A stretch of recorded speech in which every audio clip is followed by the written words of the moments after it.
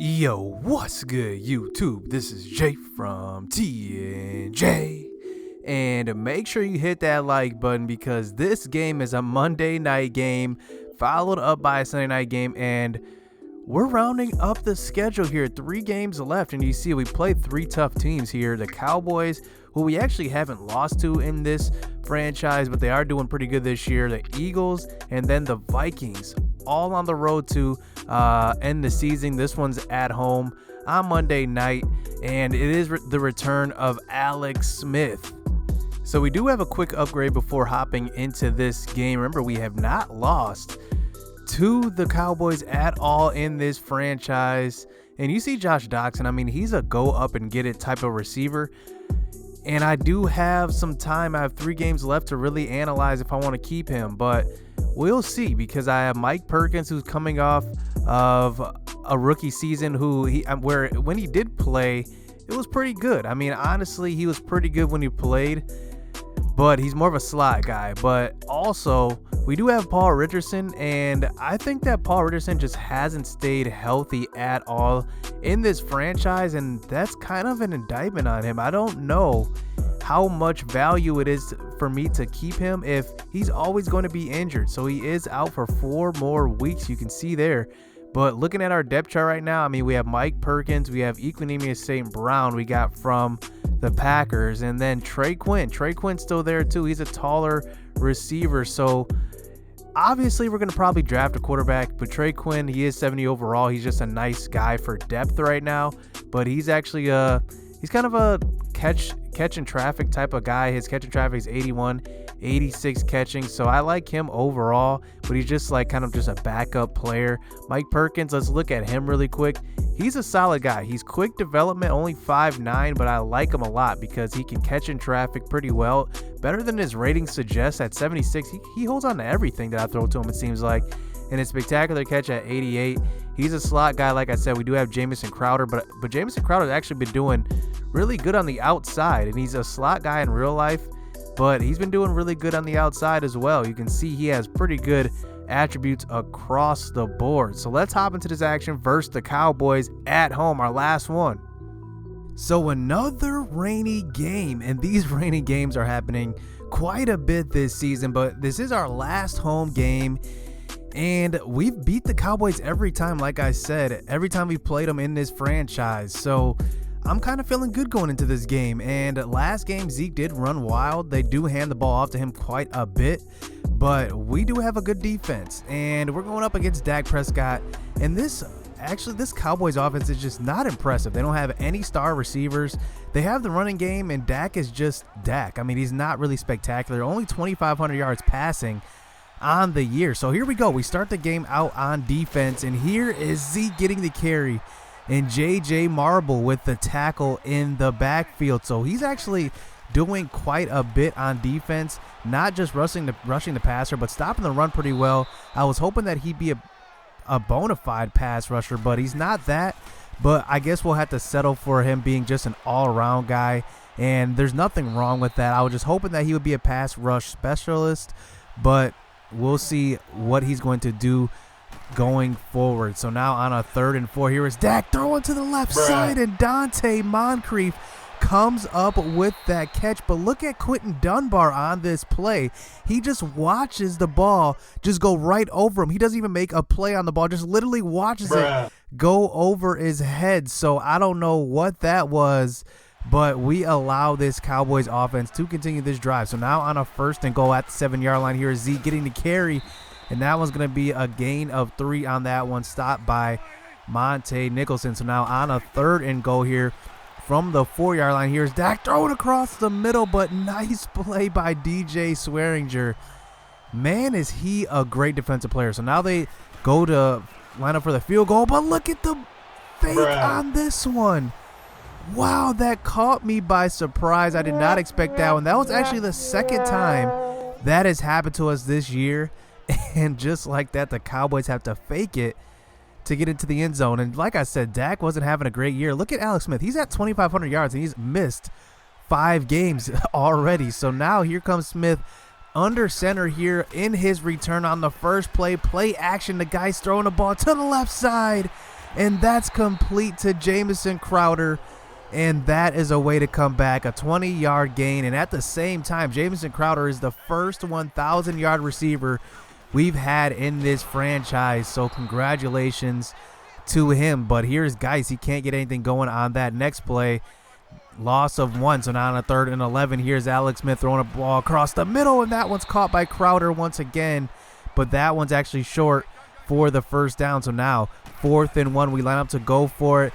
Being aggressive here down the stretch of the season, and here's Josh Doctson picking up the catch and moving the chains on that one to the 42. So now on a 1st and 10, here we are giving the ball off to Geis, and he runs over to Marcus Lawrence and picks up a gain of 4 on that one. So a couple plays later here on a 3rd and 6, here's Alex Smith facing the pressure off the left side, lobbing the ball over the top to Mike Perkins, but he had the coverage he wanted on DeMarcus Lawrence, but he can't hold on to that one. So now 4th and 6 here at the 38. It's just out of field goal range, so we line up to go for it. Throwing the ball out to Chris Thompson, and look at him getting open and getting the first down past Jalen Smith on that.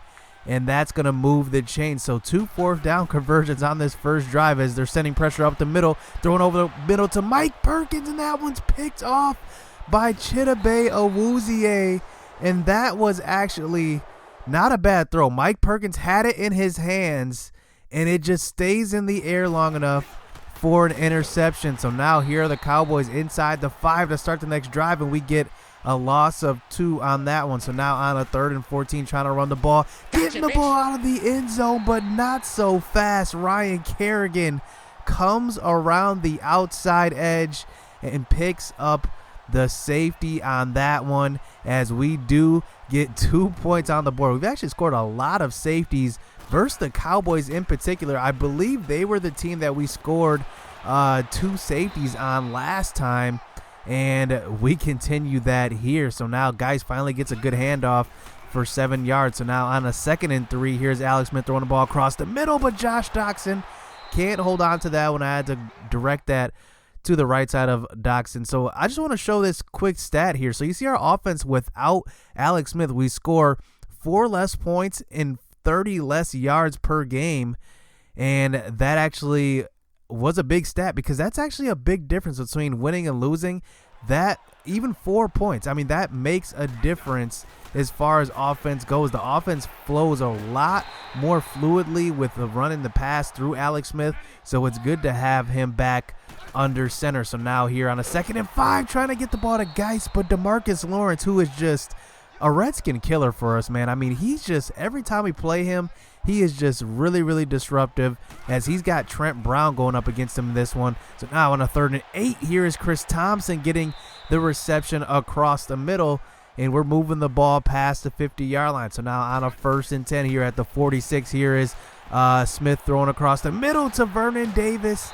And wow, Vernon Davis has filled in nicely for Jordan Reed, as Jordan Reed actually does have a possibility of returning next week to round out the season. But here's Geis finally picking up a 10-yard carry on that one as he moves the chains inside the 20. So now here's Vernon Davis getting the catch on the outside and moving the ball inside the 10. So now on a 2nd and goal, trying to run the ball with Geis getting to the outside and getting tackled at the 7-yard line. But look at this. They spot us at the 9. Look at this cheese. We got the ball, obviously, to the 7, and they don't give us those 2 yards. So they push us back to the 9 for some reason. So now on a 3rd and goal, here's Alex Smith under center, throwing to Vernon Davis, and, of course, he gets to the 2. So 7 yards. That was a difference between a first down and a touchdown. Not a first down, but a 4th down and a touchdown. And just like that, Madden cheeses us once again, and we had to settle for the field goal. So now here's Ezekiel Elliott getting that carry, and that's Fabian Morrow. Look at Ezekiel Elliott, only -4 yards from 8 carries in this game, as Fabian Morrow comes back once again. Another diving effort to break up that pass. And now on a 3rd and 14, here's Zach Deek. I can't even say his name, Dak, throwing to the flats. And wow, Dante Moncrief puts on a slow juke move, breaks a tackle, and picks up a first down. So now here on a 1st and 10, throwing the ball out to the left side, and that one's going to be Allen Hurns on the reception that time. So now on a 1st and 10, here is Zeke getting the handoff and breaking the tackle. And for some reason, you know, that's one thing that Madden 20 has to fix. The running back logic is just not there. I don't know what it is, but Zeke obviously had a running lane to get to the outside on that one, and he just cut inside. That's just not, you know, that's just robotic. I mean, that's all that is. I mean, look at him here. I mean, he's swerving inside. He could have just hit the hole and went straight, but instead he's kind of irky-jerky. I think that's just one thing that EA does have to fix. But on the 1st and 10, inside of field goal range, Zach Brown comes up with the diving interception, and that's exactly what we needed on that. Down by 2 points. They were driving on that one too, and Zach Brown, remember, he led the league in interceptions last year as he comes up with his 5th one of this season. But remember, last year he had 10. So now to start the next drive, here's Jamison Crowder, who's been probably our most consistent receiver. Obviously, he's leading our team in yardage, and he gets open for a 1st down. So now on a 2nd and 8, facing some pressure, just chucking the ball deep, and that's actually Mike Perkins deep, and it's picked off that time by Chidobe Awuzie once again. And we should have recognized that was Mike Perkins on that. We had a guy open in the flat, the running back, but we decided to throw the ball deep, and that's what happens when you try to throw the ball up to a 5'9" receiver, as Mike Perkins just doesn't have the height. So now on a 1st down, there is Zeke getting the handoff, and this time we're not getting the safety on that one. So now here is Quincy Enunwa getting the reception on the right side, and he's picking up a 1st down. So now on a 1st and 10, here is Dak under center here, having all kinds of time to throw this ball, going to dump it out to the left, and Allen Hurns is going to pick up a gain of 5, tackled by Fabian Morrow. So now on a 2nd and 4 at the 40-yard line, under 2 minutes left in this half, but here is the running back getting the catch on that one. So Elliott picks up the 1st down, but on a 2nd and 10, throwing the ball across the middle, and they are driving once again to end this half. So now here is Dak throwing to the right side, another slant route. So they are moving the ball here, under a minute left, getting into field goal range as they throw across the middle, but that one is going to be knocked away by Fabian Morrow. I mean, what a season he is having as he breaks up that pass. So now on a 2nd and 10, throwing the ball out to the flat, and that's Tyler Croft getting the reception, and he's picking up 9. So now on a 3rd and 1 here is Dak from the shotgun trying to run the ball with Zeke, but he's not going to pick up the 1st down, as they do have to settle for the field goal here, and they are not going to fake it this time. Going to kick it, and that's going to be good. Going into halftime, they have a 5-point lead as they are trying to make a move on the division. As remember, they have 3 losses on the year. We have 1, so this is big. So now starting the 2nd half, here is Alex Smith under center, starting to try to hand the ball off, get this running game going. But you see those numbers, guys, 9 rushes for 17 yards. This defensive line is just doing a number on us. So here on the 2nd and 14, rolling out to the left, but that's not Joshua Dobbs. He doesn't have the speed to get to the outside, and he gets caught from behind. So now facing a 3rd and 13. Here's the pressure from the left side and throwing across the middle, and that one's picked off by Kenny Vaccaro. But take a look. Alex Smith is injured on the play. Take a look at Josh Doxson on this route. He slips mid-route, and it actually forces the interception as he does get up and make the tackle. But wow, just a mistake there, and the weather had to do with that one. We threw the ball, and he slipped and couldn't come up with it. So now here is Dak under center here in our territory at the 31, completing the pass out to Edewale, and he's picking up the 1st down. So now on a 2nd and goal at the 3-yard line, here is Dak once again rolling out to the right and going to get hit by Kerrigan. That's actually Zach Brown, and getting cleaned up by Matthew Ioannidis on the sack. And we do get them to settle for a field goal there, but bad news. Alex Smith is out with a shoulder tear, and we've seen these shoulder tears.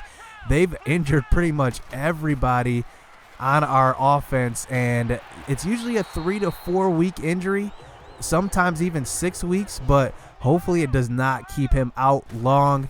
but he's out for the rest of this game. So here is Joshua Dobbs. He gets right back in after a short break. That was only a half. He gets back in. So now here's Joshua Dobbs completing a couple of passes, getting a couple first downs. But here is DeMarcus Lawrence off the edge, and that's actually David Irving getting in for the quarterback hurry. So now here's on 2nd and 10. Look at this defensive line.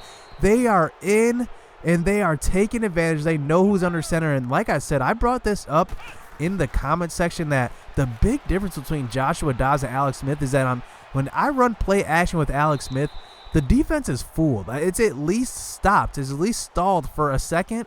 But with Dobbs, I run those play actions. They just don't work. I mean, the defensive line gets in there right away, and you can see the proof right there as 2 quick throws out of bounds, throwaways.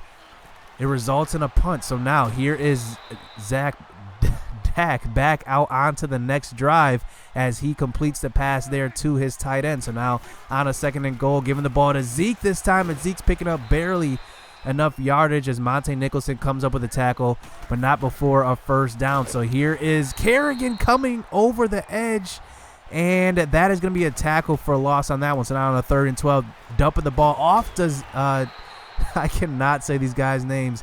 Zeke picks up a couple yards, and that's another punt. So now here, down by 8 points. I mean, we're still in this game. Even after all these turnovers, we're still in this game as we try to get this running game going, but it's not working. So coming from the shotgun this time, here is Dobbs throwing to the right side, but he's hit on the throw, and Sean Lee is going to come up with the interception. Wow, this defensive line, right when it seemed like right as Alex Smith comes out, this defensive line just starts dominating Dobbs. He gets hit on the throw, and that's an interception. So now here comes Zeke getting the handoff, getting up about 6 yards on that one. So now on a 3rd and 5, here is Prescott throwing to the right side, and that's going to be caught by Dante Moncrief for a first down in traffic. He holds on to that one. So now on a 2nd and 5, throwing the ball across the middle. J.J. Marble has an interception in his hands and drops it. So now on a first down, here once again, Troy Apke almost drops another interception, but he gathers the ball and catches that one. So now we do have new life here, still down by 8, dumping the ball off to Chris Thompson. Got to get this confidence going. Got to get these easy plays, these easy passes here on this drive. So we dump it off to Crowder on that one, but it's thrown behind him as, wow, that's a pick 6. What a change of events. I mean, just take a look at Jamison Crowder. What does he do? He doesn't even go back and look at the ball, but look at this. He keeps running. Wow, the Madden cheese is on me this game. As, wow, a change of events as Dobbs, it was thrown behind him, but Crowder probably could have looked back for it, maybe tried to make an attempt at it, but wow, a pick 6 changes the course of this game as we're now down by 2 scores, as that was actually a long completion to Chris Thompson, and it's brought back by a holding call, followed up by a sack by Jordan Lewis. So now on a 3rd and 28, just trying not to take the safety on that, throwing the ball to the left side, and Vernon Davis obviously is not going to get there. And look at this. I mean, their points allowed. They're 25th ranked in the NFL, and they've only allowed 5 to this Washington team. And the only thing is, I mean, we're not having a horrible game as far as defensive-wise. I mean, we haven't allowed any offensive touchdowns. We've just allowed that fake field goal and then the pick 6. So those are the only 2 touchdowns in this game. So now on a 1st and 10, here is Prescott on a play action fake. Look at the camera. It kind of fakes me out a little bit, and that's an open tight end as they are actually the 32nd ranked offense. I found this out at that last little excerpt that went across the screen. They're actually the 32nd ranked offense, and we're trying to stop them here. But on a 3rd and 7, look at Prescott. Even when we have him tackled behind the line, he gets the first down. That's actually 22nd ranked. I think they're 32nd passing. So, man, this is just turning into a disaster of a game, a sloppy game. The Madden cheese is there. It's just a sloppy game offensively as they try to roll out on a 3rd and inches, but this time we do get to him as Jonathan Allen, who actually hasn't made a huge impact on the team this year, but gets in for the sack. So we are now down by 3 scores, and DeMarcus Lawrence gets around Trent Brown and forces a 3rd and 19 as here he is once again, and he gets another sack as Taco Charlton and DeMarcus Lawrence both get to Dobbs. So now it's 4th and 25. One last play here, trying to throw the ball on the run, and that is just a horrible throw. 4 for 12, 36 yards, 2 interceptions, and that just defines the day that our quarterbacks had.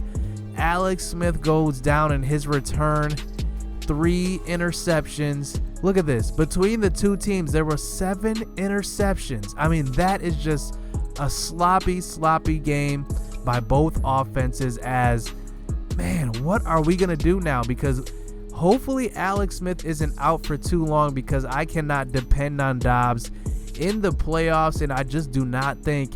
I think that this was convincing that he just isn't the quarterback of the future. Like I said, I've been floating it around, and I wasn't sure on him. I wasn't convinced that he was the quarterback of the future. I just liked him for the time being, but I think this game is evidence that he just doesn't have it. I don't know what it is, but he just doesn't have it. And we're going to have to look for our future at quarterback, especially with Alex Smith. I mean, Alex Smith is an aging guy. He's gotten hurt twice this season. Now I'm starting to raise the question of, is he actually going to be our starter next season? Because if you think about it, Alex Smith is a great veteran. Don't get me wrong, but I just can't depend on guys who are getting hurt, and he's been hurt twice this season now. And hopefully he's not hurt for an extended period, because we are going to need him in the playoffs. I think pending if we do get him back in the playoffs, his future will be cemented with the Redskins. We will know whether or not to move forward with him, but we'll have to see going forward. So hit subscribe, hit that like button. 2 games left in the season, but we're still in the driver's seat in first place, but we do have to take care of business. So stay tuned. Let's get it. Let's go.